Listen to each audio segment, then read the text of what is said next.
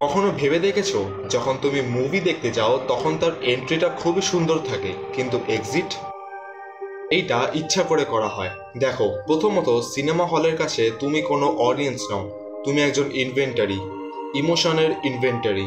যে কোনো সিনেমা হলেই ডিসাইড করে যখন তুমি মুভি দেখতে যাবে তখন তুমি যেন পুরো মুভিটার ভালো করে এক্সপিরিয়েন্স নিতে পারো। লাইটিং, মুভির পোস্টার, পপকর্নের গন্ধ ইত্যাদি এন্ট্রির সময় সব কাজ করে দেয়। যতটা এক্সাইটমেন্টের সাথে এরা আপনাকে সিনেমা হলের ভেতরে ঢোকায়, ঠিক ততটাই এফিশিয়েন্ট ভাবে এরা আপনাদের সিনেমা হল থেকে বাইরে বার করে। জাস্ট ইমাজিন, সিনেমা শেষ করে তুমি যদি বাইরে এসে দেখো ভালো লাইটিং, ভালো এনভায়রনমেন্ট, তুমি তখন কি করবে? প্রথমত, তুমি সাইকোলজিক্যালি সেই মুভি থেকে বাইরে বেরোতে পারবে না, আর তুমি সেইখানেই নানা ধরনের মেমোরি ক্রিয়েট করতে থাকবে।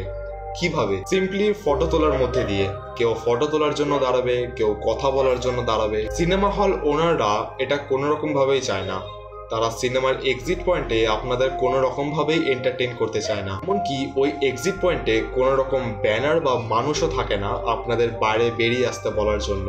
সেইখানকার এনভায়রনমেন্ট দেখে আপনার নিজেরাই বাইরে বেরিয়ে আসেন। বাইরে বেরোনোর পরেই আপনারা ফ্রি ফিল করেন। তাই এই নন ডিজাইন এক্সিট হলো অ্যাকচুয়ালি একটা ডিজাইন এক্সিট, যার পিছনে একটা পারপাস আছে। This is day 11 of telling real stories. Subscribe for more videos.